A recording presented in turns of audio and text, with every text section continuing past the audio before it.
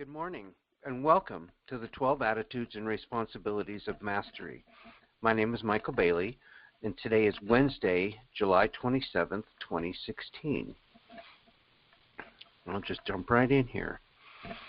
Thank you for joining with us today for a more in-depth presentation and discussion of the 12 Attitudes and Responsibilities of Mastery, and how they can be used to create true joy, happiness, deep inner peace, accountability, impeccability, and true prosperity, spiritual, emotional, and financial. Part of the process of spiritual integration of our higher selves for the expansion of our consciousness involves reprogramming the way we think. Our thoughts create our reality. The 12 Attitudes and Responsibilities of Mastery, when embodied and lived, will help to change our thought patterns, thoughts that we simply take for granted because they are part of our programming. The changing of thought patterns actually changes the programming in our physical body and DNA. The 12 Attitudes and Responsibilities of Mastery are crucial to understanding what kinds of choices lead to what kind of outcomes, and provide guidelines regarding choices that lead towards healing, unity, oneness, true joy, peace, and freedom from lack and limitation, qualities associated with true personal mastery.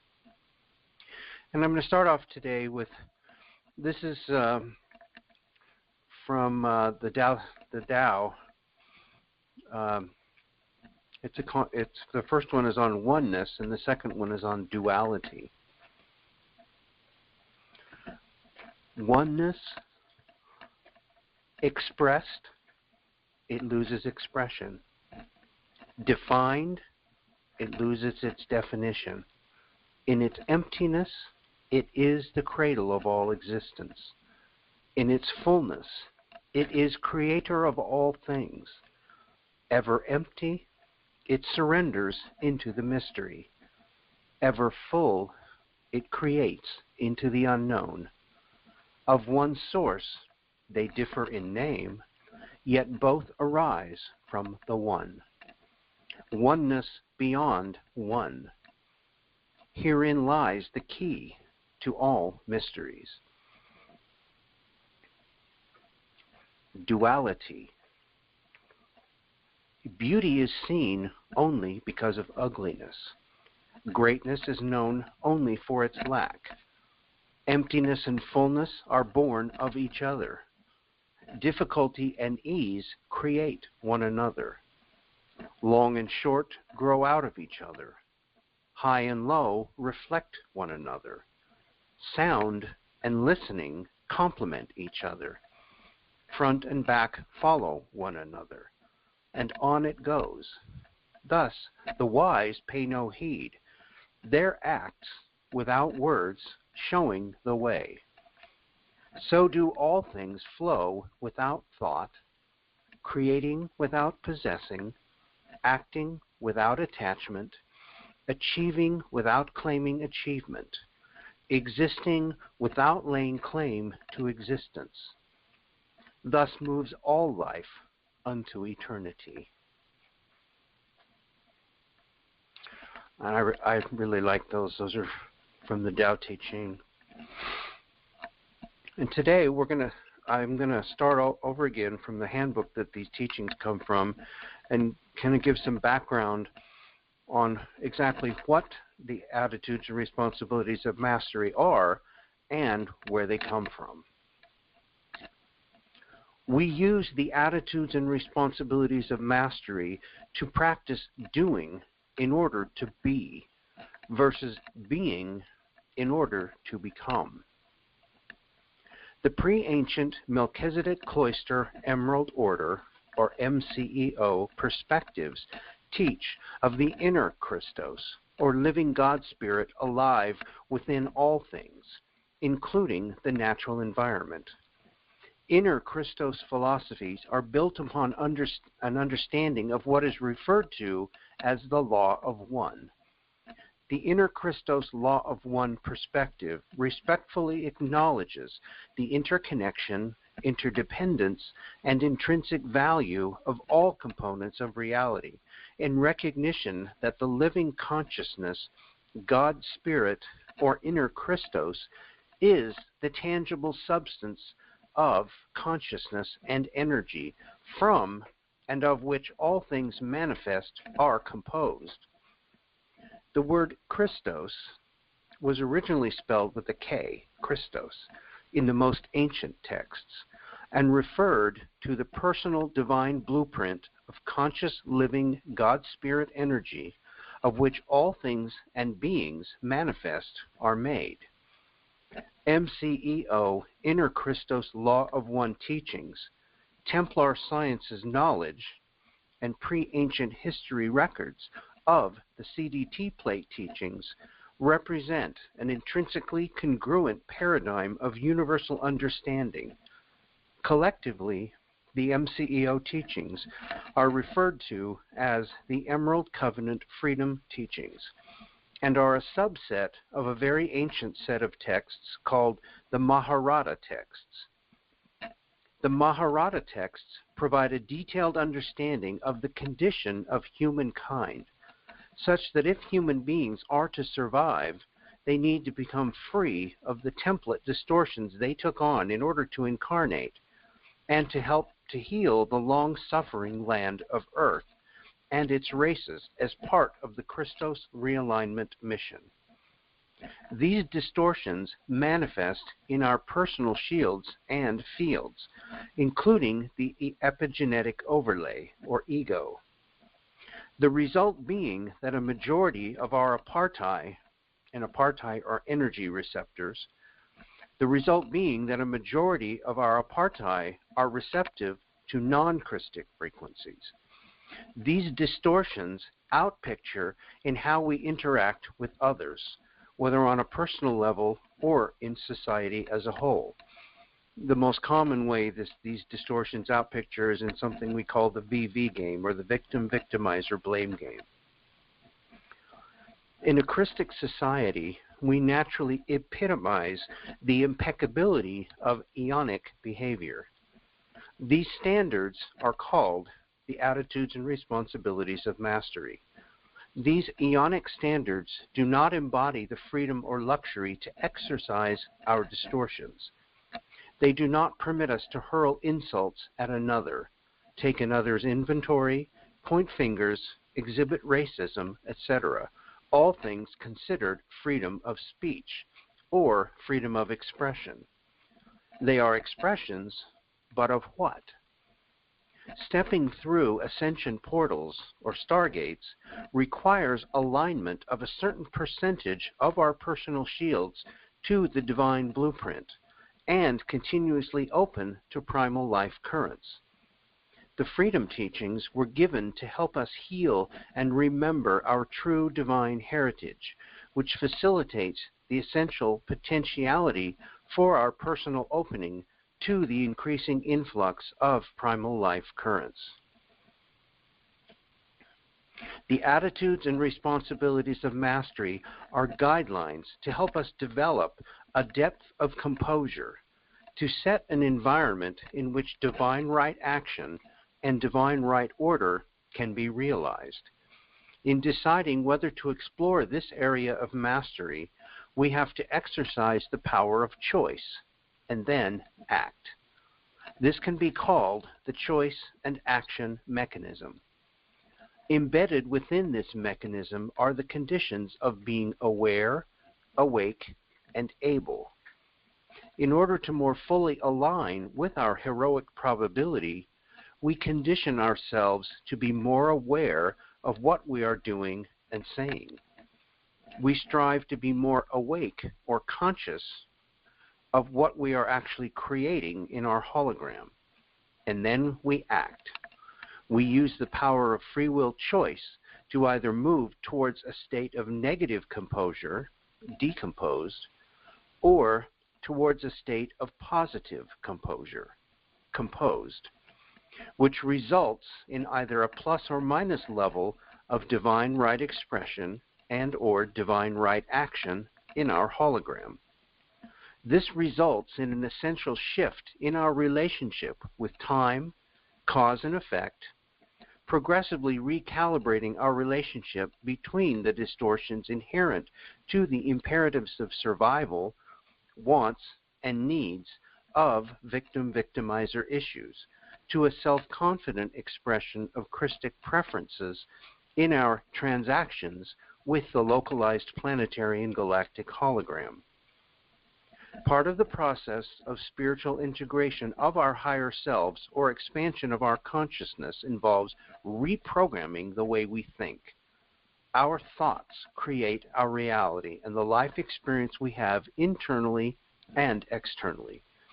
The attitudes and responsibilities, when embodied and lived, will help to change our thought patterns. Because they are part of the program we currently carry, we take these thoughts for granted. Changing the thought patterns actually changes the programming in the personal shields. And successfully doing so presupposes that we successfully bring our conscious attention to the mindless patterns of our brain. Living with and as the attitudes and responsibilities is a way of life, a way of being. Living with and as the attitudes and responsibilities are conditions of perception.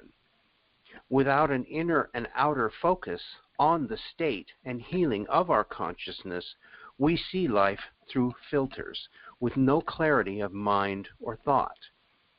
A life of Christic consciousness will lead us to the Manu point, that still point within, through which we can see clearly the higher choices necessary for divine right action and divine right order. The practical purpose of these teachings is to truly free and empower all through expanded consciousness and educated enlightenment, through which reverence, respect, love, and cooperative co-creation are fostered within the global community. These perspectives fully embrace geophysical planetary healing as an intrinsic consequence of personal alignment and expansion. And I'm going to cover these. These are the 12 attitudes of mastery. Number 1, love, which is recognition of the truth of the all-oneness. Number 2, grace, allowing the all-oneness to be what it is, regardless of whether it suits you. Living perpetual forgiveness. And when you're actually operating in grace, forgiveness becomes unnecessary because you don't hold anything against anybody. And so you have nothing to forgive. That's the point of living perpetual forgiveness. Number 3, gratitude. Appreciating the all-oneness. Knowing your aliveness. Number 4, reverent-respect. Acknowledging and giving to the all-oneness. 5, responsibility. Co-creating with, serving, and being able to respond to the all-oneness. 6, trust. Knowing the power and love of the all-oneness. 7, accountability. Being in a state of truth with the all-oneness. 8, impeccability. Upholding and protecting the all-oneness. Number 9, mindfulness. Loving, nurturing, and being attentive to the all-oneness. Number 10, fearlessness, recognizing the eternal, infinite nature and unconditional love of the all-oneness. 11. Engaged detachment, permitting the all-oneness to be without assigning critique, condemnation, or value judgment, understanding the isness of and validating the all-oneness. And 12, joy, choosing to be the embodied all-oneness. And the 12 responsibilities of mastery. Number 1, self-actualization, which is defined as freedom from the victim-victimizer-blame game, and the willingness to be accountable for all perceivable manifestations as direct projections of intended learning from your personal consciousness DNA template.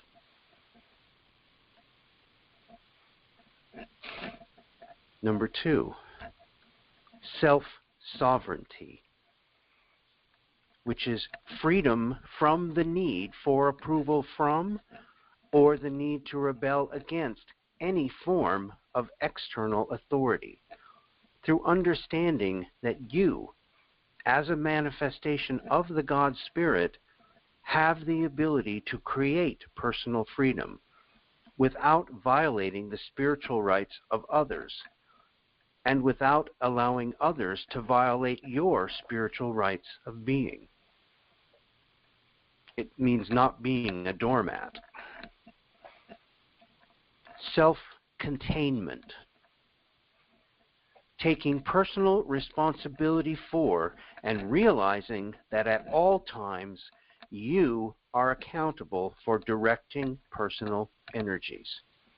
There is no one or no thing that upsets you and justifies or validates any personal spiritual misuse of reaction, idea, intention, or action.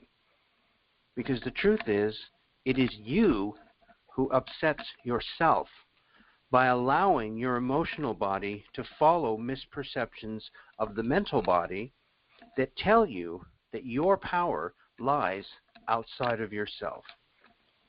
At any given moment, you can choose which words, associations, and ideas you will use as the filters through which you interpret an event.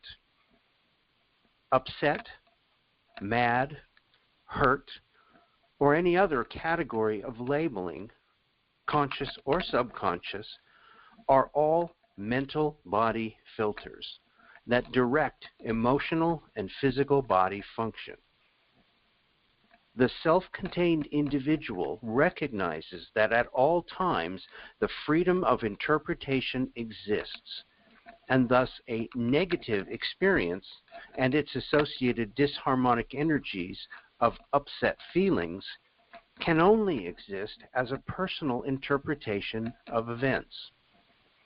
Accepting any less responsibility for the direction of personal energies will place you directly into the victim-victimizer-blame game, which can only take place among people who are placing their personal power and responsibility for manifestation onto externalized sources.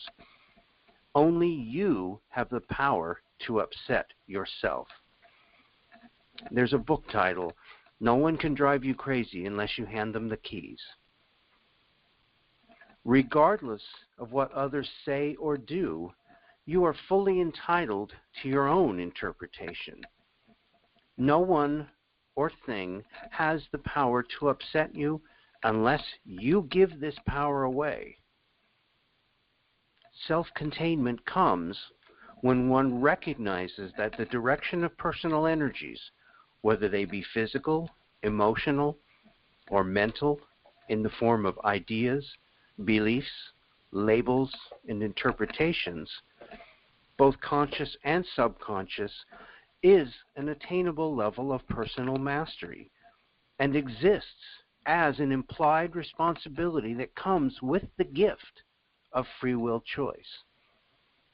The more responsible you become, the greater freedom and personal empowerment you will know. Number 4, self-discipline. Accepting responsibility for directing personal energies toward, rather than in opposition to, the outcomes you desire to experience. The physical, mental, and emotional bodies have long been directed by the subconscious forces of the hidden shadow, creating within us urges, reactions, thoughts, impulses, perceptions, and feelings that often work counter to the life creations we desire to manifest.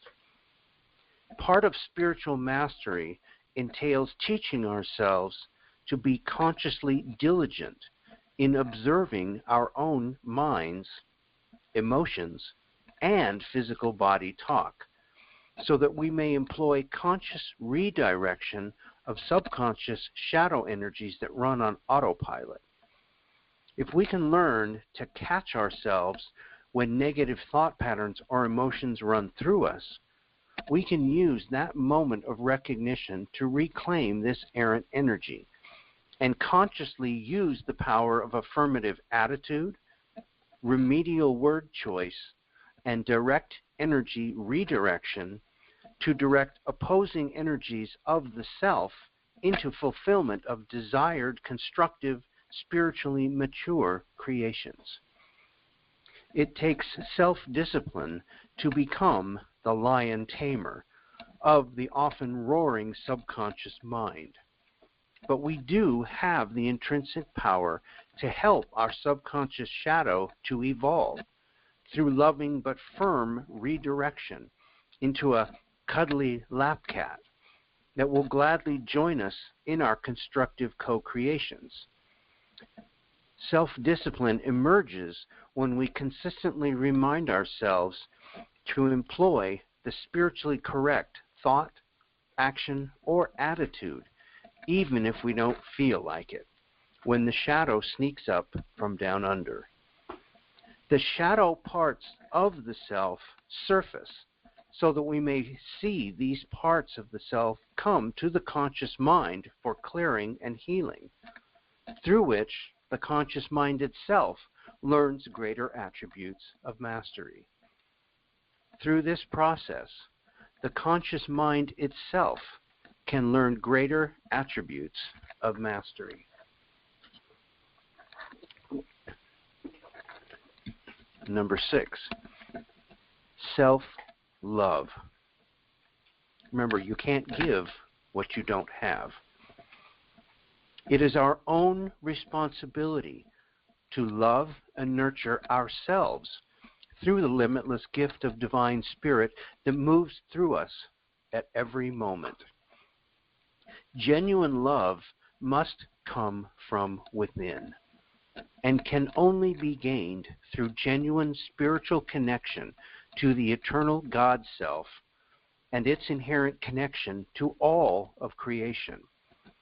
If we seek love on the outside in order to fulfill a personal loneliness or lack within, we enter relationships literally as energy vampires. In doing this, we are really seeking a substitute for our personal God Source connection by tapping into the God Source embodied within other people or beings. This is not love.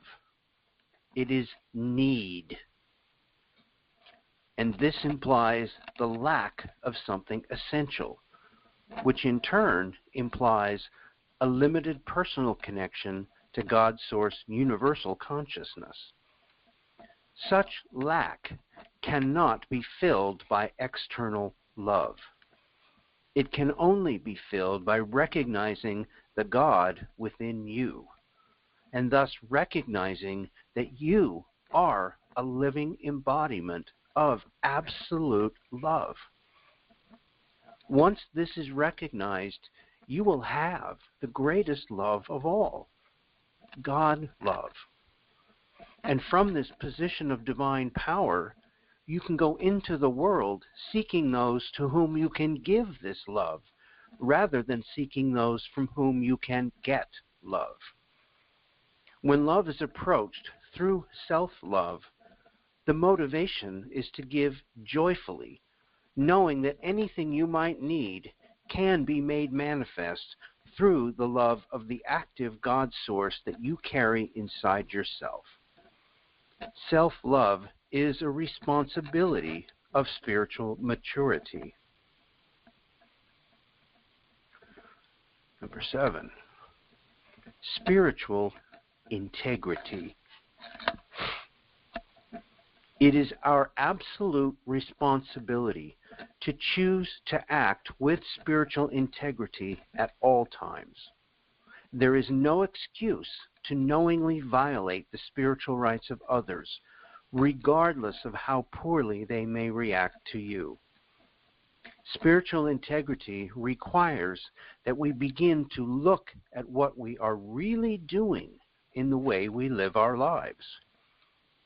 Do our eating habits violate the plant, animal, or earth kingdoms? Do our choice of words and actions show respect for other people and other life forms? Do we play the survival of the fittest lack game to give ourselves an excuse for unethical behaviors in money matters, such as showing our silent rebellion against the government by trying to cheat on taxes, or by showing up a fellow employee at work to prove you are more worthy and thus more entitled to favor? Do you tell people what they want to hear in order to gain their approval and support, even if it is not fully true and does not reflect your personal needs or feelings? Do you try to get others to do your share as far as work or responsibilities? Do you use erroneous excuses such as race, gender, creed, sexual orientation, academic or economic status to justify disrespectful, exploitative, or unkind treatment of others? Spiritual integrity requires that we take a good, hard, frequent look at how we conduct our lives, to face the areas of activity in which we are performing in less than spiritually congruent ways, and to employ active commitment and discipline to bring these areas of our lives into spiritual integrity. One does not get through the gates of heaven or anywhere else desirable through using excuses for not employing genuine, unfeigned spiritual integrity. Cultivating spiritual integrity is a major responsibility on the path of spiritual mastery, and it's the way the universe works. You cannot leave home without it. This means there is a biological reality of spiritual integrity that manifests chemically within the DNA as a result of that state and focus of consciousness. If you do not possess a sufficient amount of spiritual integrity in your consciousness, neither will your DNA template. And though you might be able to pull the wool over the eyes of others, your own biology will eventually be your own taskmaster. Because passage through any ascension portal or stargate requires a sufficient amount of chemically encoded spiritual integrity of consciousness. Number 8, appreciation. Our present society continually teaches us to want more, need more, be more, do more, etc. We are constantly influenced to perceive what is lacking in order to motivate us to buy more, work more, pay more taxes, and be good little consumer sheep. Very rarely do we stop to think about all that we do have, beginning with the gift of life and mental free will choice. These are gifts that no one can take away from you. You can surrender them, but no one can take them away. Through this disoriented perceptual filter, we can cultivate a full-blown mutation of mental consciousness. In this mutated consciousness, we begin to believe that we are entitled, that someone owes us, whether it's God, the universe, our parents, a spouse, children, our employer, the government, whatever. Once we fall into this you owe me mind trap, we set ourselves up for continuing self-created frustration as we place unrealistic and untrue expectations upon life, upon others, and upon ourselves. We can also often get mighty angry or hurt when we find that the universe does not conform to our imagined pictures. The truth is, no one owes us anything. If we feel we are owed, we are entertaining lack consciousness, and a void within the self is being recognized. If we give to another in order to receive for ourselves, such as do banks and often parents, spouses, or lovers, and the other does not pay back what we expected to receive, we may feel cheated, taken advantage of, or owed. In fact, these situations often emerge in our lives as lessons to teach us that giving should be done for the giving alone, and not for the expected return. If we give what we desire to give for the joy of giving, we do not feel owed. If we live for the joy of living without forcing our demands or expectations upon life, we will not feel that life has shortchanged us. It matters not what your neighbor possesses, because in comparing ourselves to each other to see how we measure up to each other, we are, in effect, continually being distracted from seeing and utilizing the blessings that are our own. If we can work to cultivate the ability to appreciate even the smallest gifts, blessings, and gestures, we will begin to create a life that is at least half full instead of half empty. In terms of universal physics, what you focus your attention upon expands. What you resist persists, and what you do not give the energy of appreciation to will eventually demanifest right out of your experience. When you approach the world through the chosen filter of genuine giving, you are in effect being an electrical transmitter, sending energy out to the world around you. When you release electrical energy in this way, you become more magnetic, as the sending out of energy creates magnetic vortices within the diotic grid of your Kathara anatomy. The magnetized diotic points then draw in more universal energy supply at a higher frequency and quality than the expressed energy to refill the energy void created by the giving. When you approach the world with the attitude of getting, this natural physics process becomes inverted. And the more you try to pull energy from the outside world, the more your energy becomes stuck in the diotic grid as miasms, distortions, and eventually distortions can turn into illness and disease. The miasms progressively reduce the quantity and lower the frequency of the natural energies you can internally draw from the universal supply. Giving, even in its simplest form of giving appreciation, keeps the natural energy flow moving. And sometimes it's just as simple as saying, thank you. Whatever you give out will return to you amplified. This also works in reverse, however, and giving out a bad attitude of ego, arrogance, and garbage will cause more of the same to flow your way. Appreciate what you have. Love it. Find perspectives through which the joy of it can be known. And know that in the act of genuine appreciation itself, you will set loose the powers of manifesting more of what you desire and less of the illusion of lack.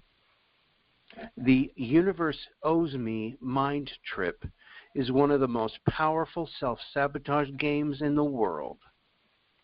Trade it in for consistent appreciation, and your world will progressively expand to hold the reality of the things you most desire. If you feel put upon by the world and resentful for having your desires unmet, you owe yourself something. Perhaps you owe yourself a greater understanding of the nature of creation and better use of your personal power within the life creation game. Say thank you to the God Source more often to help yourself remember what things you have to appreciate, and many more of the kind will be sent along your way. Patience. God's Source has its own schedule. We can either acknowledge this intrinsic reality of manifestation and choose to work co-creatively with the God Source within, trusting that together you and the universe will create the perfect divine right timing. And if that isn't right now, there is a very good reason for this. Or you can let the ego self try to force its will upon the intrinsic nature of time. If time does not cooperate with your expectations, you can let that be okay and trust in divine right timing. Or you can progressively frustrate yourself with attachment to the artificial time of clocks and choose to believe that you cannot have what you desire just because it does not appear when you demand.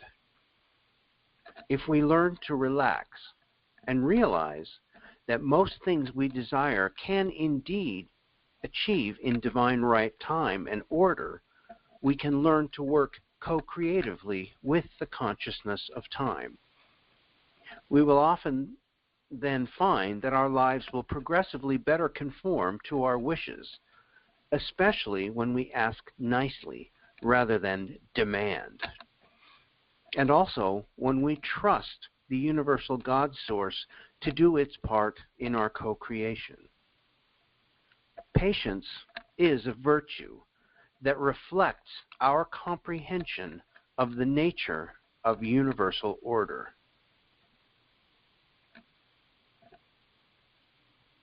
Kindness. Like respect, kindness is a birthright, but one that is quite often overlooked and misunderstood. When we approach the world through genuine kind-heartedness, sending love and respect to all of creation in honor of the God Force that lives within all things, we are again transmitting electrical energy of a higher frequency that will follow the mechanics of universal physics to bring more of like kind back to us through universal backflow. Kindness is a gift we must first give to ourselves in order to have it to give to others. Same with love. Kindness implies being conscientious and caring toward the needs, feelings, and desires of both the self and others, and to express this concern and caring in action, attitude, and intention. Give to yourself random acts of kindness. Then pass along the gift to all who cross your way. Pay it forward. Try being kind to the mean and grouchy neighbor, and you may help them to rediscover the ability to smile. When we treat all things with kindness, we demonstrate that we acknowledge their intrinsic value as manifestations of God's Source, and you will often find God's Source lovingly returns the favor. Conservation. Conservation is a form of respect and appreciation for God's source energy in all of its expressions, from conserving and protecting our natural resources to being attentive to the needs of our bodies, to using the energies of our words and actions with gentle conservation, by which we freely use what is needed, but not more. God's source continually recycles its energies for the rebirth of new expression. All is given freely, but no thing is valueless or wasted. Conservation demonstrates that we have respect and appreciation for the gift of creative energy that God's source has provided to us. As we learn to use this energy in all its forms with respect and clear intention, we will progressively fine-tune our ability to create what we desire, and in this process, assist all other beings to do the same. There is truth in the old saying, waste not, want not. If everything we perceive in our hologram of life is understood to be manifestations of God's source, we might all employ a bit more respect, appreciation, and conservation toward the use and applications of the energies of the divine.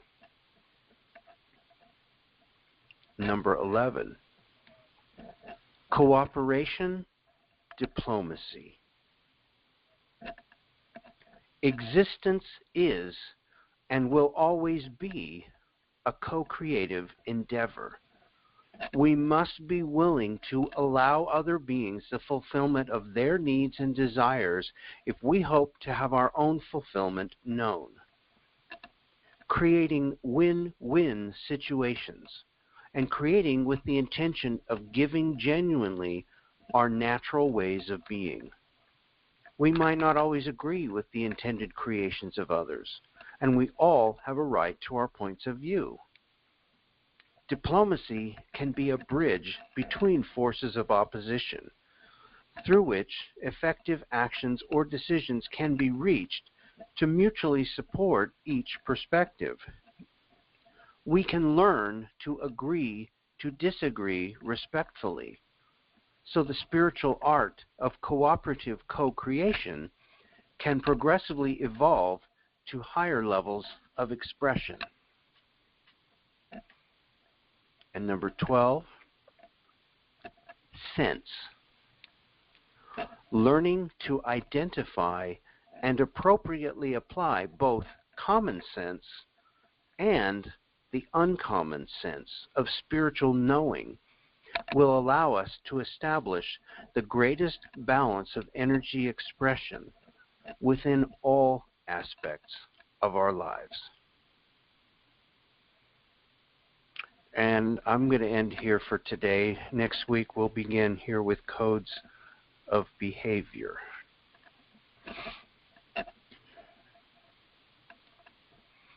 Any questions or comments? Thank you, Michael. You're welcome.